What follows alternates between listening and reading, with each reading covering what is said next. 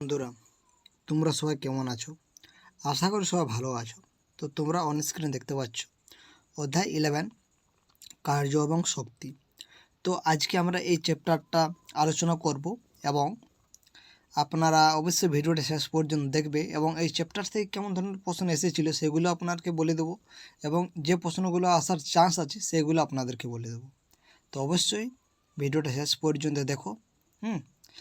এবং আপনি যদি স্কিপ করে ফেলেন তাহলে কিন্তু আপনারই অসুবিধা হয়ে যাবে, এটা আপনাদেরকে বলে রাখি এবং এটা আপনারা সকলে জানো, কারণ আমরা কোন জায়গাটাতে কী বলে দেবো সেটা আপনারা বুঝতে পারবেন না। তো দেখো, আমরা প্রথমে এই কার্য এবং শক্তি জিনিসটা কি, তো আমরা এর আগের যেসব অধ্যায়গুলো আলোচনা করেছি সেখানে গতির কারণ অবিকর্ষ সম্পর্কে আমরা আলোচনা করেছি।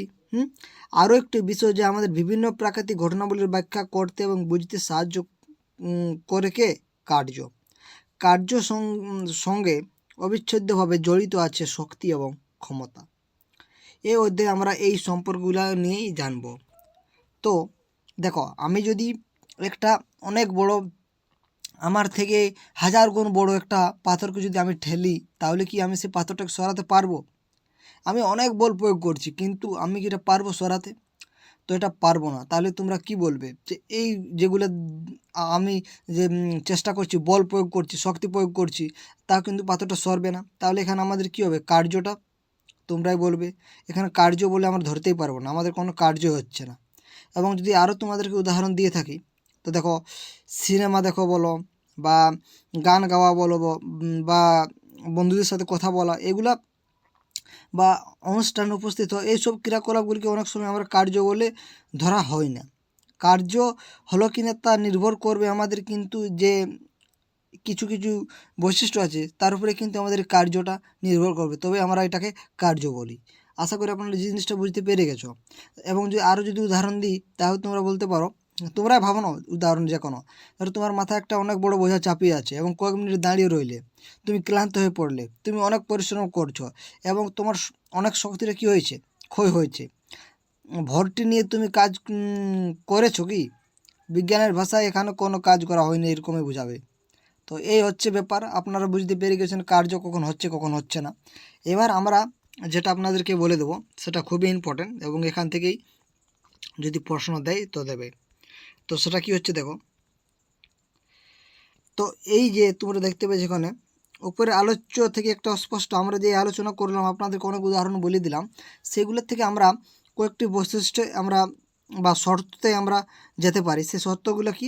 তো এই যে যে কার্য সম্পাদনের জন্য কয়েকটি শর্ত আমাদের অবশ্যই থাকতে হবে, তবে আমরা বলবো সেই জিনিসটাতে কার্য হয়েছে বলে। তাহলে কার্য হওয়ার জন্য কিছু শর্ত রয়েছে, সেই শর্তগুলো আমাদের যদি থাকে তাহলে আমরা বলবো যে হ্যাঁ, এইটাতে আমাদের কার্য হয়েছে বা এই বস্তুটার উপরে আমাদের কার্য হয়নি। তো জিনিসটা বুঝতে পেরেছো? তো দেখো শর্তগুলো কী কী। তো 1 নম্বর শর্ত আছে, বস্তুর উপর একটি বল ক্রিয়াশীল হতে হবে। অর্থাৎ এই যে বস্তুটার উপরে তোমরা ধরো, এই বস্তুটার উপরে একটা বলটা কী হবে? ক্রিয়াশীল হতে হবে। এটা এটা 1 নম্বর বলতে পারো শর্ত। এবং 2 নম্বর যদি শর্ত বলো তাহলে কী হবে? অবশ্যই বস্তুর স্থান পরিবর্তন হতে হবে।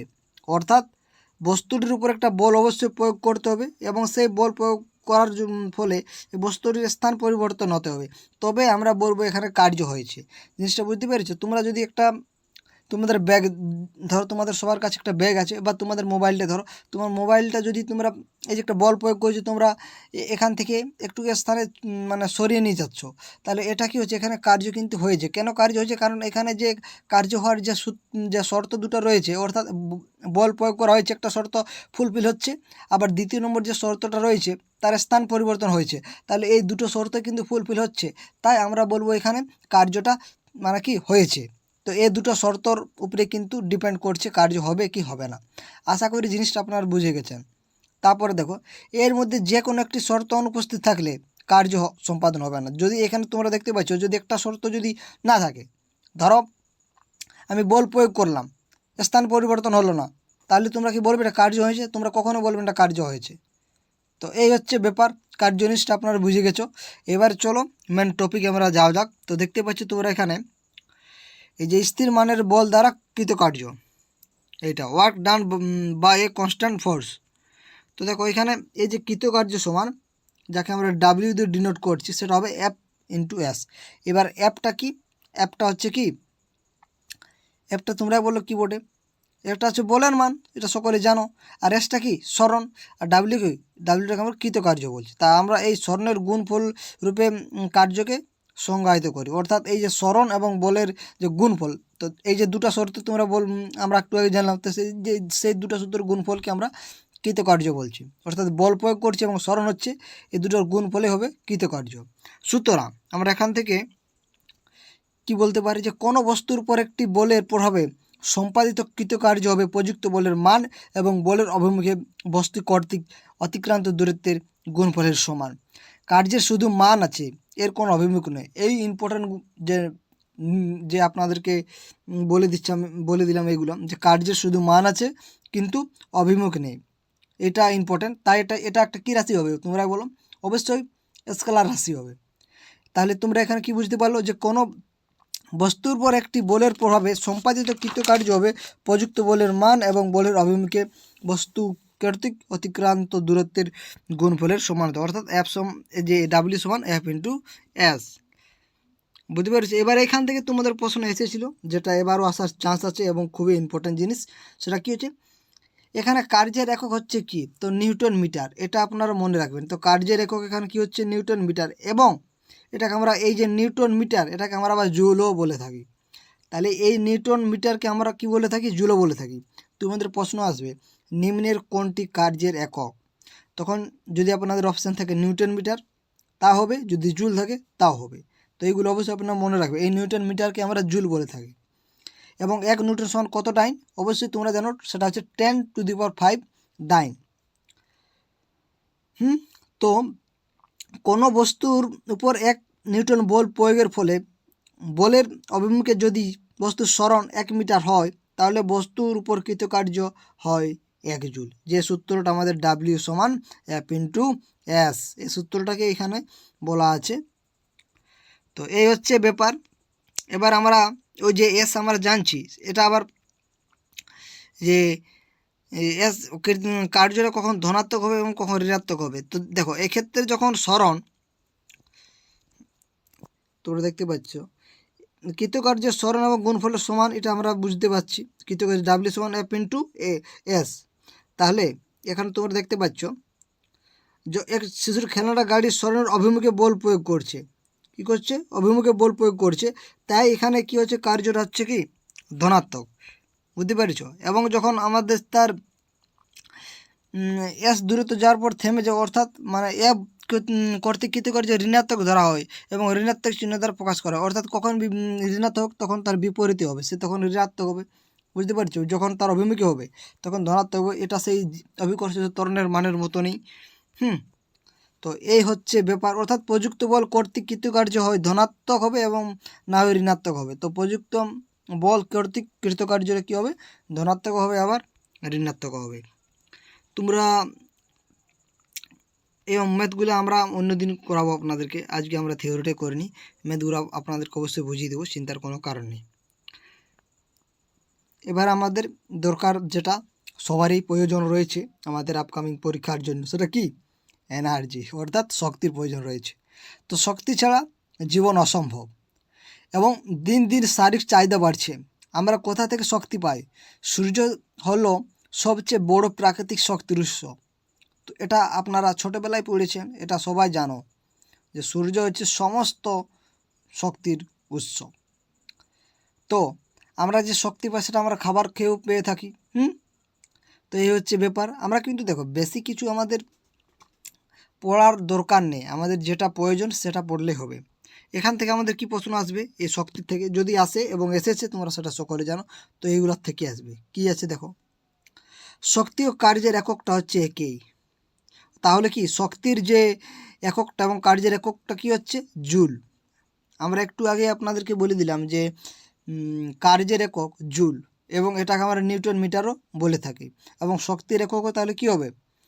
জুল বা নিউটন মিটার, যাই বলবে। এবার দেখো, 1 জুল কার্য করতে 1 জুল শক্তির দরকার হয়। অনেক সময় শক্তির বড় একক হিসেবে কিলো জুল ব্যবহার করা হয়ে থাকে। তাহলে শক্তির বড় একক হিসেবে কি ব্যবহার করা হয়ে থাকে? Kilo joule. এই কিলো জুল হলো 1000 জুলের সমান। জিনিসটা বুঝতেই পেরেছো আর কি। এবং এইখান থেকে আপনাদের যে প্রশ্নটা এসেছিলো এএলপিতে 2018 সালে, সেটা হচ্ছে যে যান্ত্রিক অর্থাৎ মেকানিক্যাল এনার্জি এটা সমান কি বলবো। তো অবশ্যই আপনাদেরকে বলতে হবে স্থিতিশক্তি প্লাস গতিশক্তি, কাইনেটিক এনার্জি প্লাস কি এনার্জি, পোটেনশিয়াল এনার্জি, এটাই তো। তো এই হচ্ছে ব্যাপার।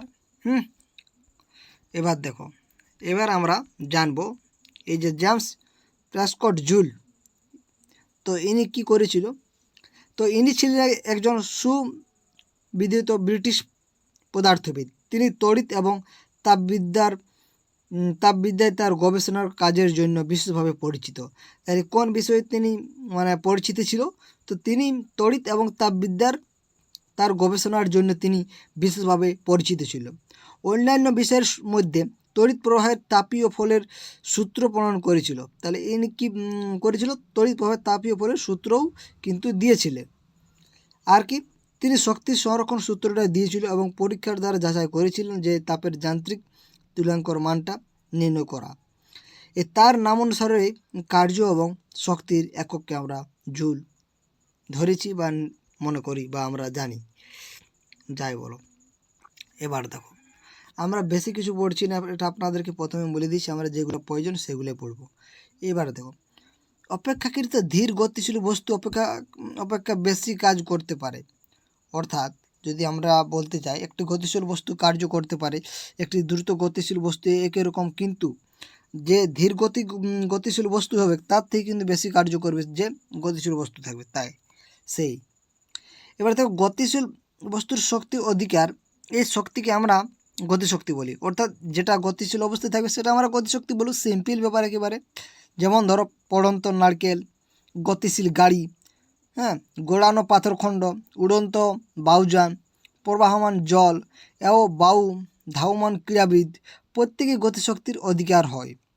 সংক্ষেপে যদি আমরা বলি শক্তি কাকে বলবো, অর্থাৎ কাইনেটিক এনার্জি কাকে বলবো, তাহলে আমরা কি বলবো, বস্তু তার গতির জন্য যে শক্তি অর্জন করে, কি বলছি, বস্তু তার গতির জন্য যে শক্তিটা অর্জন করছে সেটা হচ্ছে গতিশক্তি।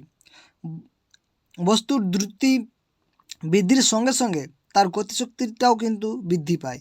এই যে শব্দগুলা, এই যে পয়েন্টগুলো, এগুলো আপনাদের এইখান থেকে লাইন তুলে প্রশ্ন দেয়, আপনাদের প্রশ্ন আসতে পারে। এটা আপনারা বুঝতেই পেরেছ যে যদি তার দ্রুতিটা বাড়ে তাহলে কি হবে, তার গতিশক্তিটা বাড়বে না কমবে, তখন আপনার সকলে বলবে বৃদ্ধি পাবে।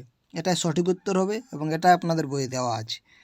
এবার তোমরা দেখতে পারো, এই যে আমরা যে সূত্রটা তোমরা এখানে দেখতে পাচ্ছ, এই সূত্রটা থেকে আমরা কিসের মান বের করাবো, গতিশক্তিটা বের করাবো। তো এই সূত্রটা হচ্ছে আমাদের এফ সমান এম এ, এটা কি ত্বরণ। এখানে আমরা কার মান বস করাবো, এখানে ডাব্লিউ সমান আমরা কি জানি, একটু আপনাদেরকে বলে দিলাম যে ডাব্লিউ সমান এফ ইন্টু কি সরণ, তো অর্থাৎ এফ ইন্টু কি এস, তো এস সমান আমরা জানি, এখানে এটা বসানো হয়েছে। অর্থাৎ এগুলো আপনাদেরকে বলবে না যেটা আপনাদেরকে প্রমাণ করো বা কী কোনো, তাহলে এটা আমাদের পড়ার দরকার নেই। তাহলে আমাদের যেটুকু দরকার সেটা হচ্ছে এর সূত্রটা কী হবে। তো সূত্রটা হচ্ছে হাফ এম ভি স্কোয়ার, এটা হচ্ছে গতিশক্তির সূত্র এবং এখান থেকে অনেক অঙ্ক তোমাদের দেয়। তো তার জন্য আপনাদেরকে একটা উদাহরণ দিয়েই দিই। দেখো, 15 কেজি ভরের একটি বস্তু 4 মিটার পার সেকেন্ড সুষম বেগে চলছে, তাহলে বস্তুটি কর্তৃক অর্জিত গতিশক্তি কত হবে, তখন হাফ এম ভি স্কোয়ার। এখানে মানগুলো বসিয়ে দাও, এম এর মান আছে 50 কেজি, বি এর মান দেওয়া আছে 4 এম মিটার পার সেকেন্ড, তাহলে এখানে বসিয়ে দাও, মানগুলো পেয়ে যাবে। সিম্পল একেবারে সোজা অঙ্কটা করানো যায়। তো এই হচ্ছে ব্যাপার। এরপরে আমাদের যে স্থিতিশক্তি আছে বা তোমরা বলতে পারো স্থিতিশক্তি, সেটা পরের ক্লাসে আমরা অবশ্যই আলোচনা করব। তো আজকে আমরা এখানে শেষ করে দিচ্ছি। তোমাদের ভিডিওটা কেমন লাগলো অবশ্যই কমেন্ট করে জানাতে পারো এবং যেখানে অসুবিধা হবে সেখানে কমেন্ট করবে, অবশ্যই আমরা কিন্তু সেই কমেন্টের উত্তর দেওয়ার চেষ্টা করব। তো বন্ধুরা, ভিডিওটা শেষ পর্যন্ত দেখার জন্য আপনাদেরকে অসংখ্য ধন্যবাদ।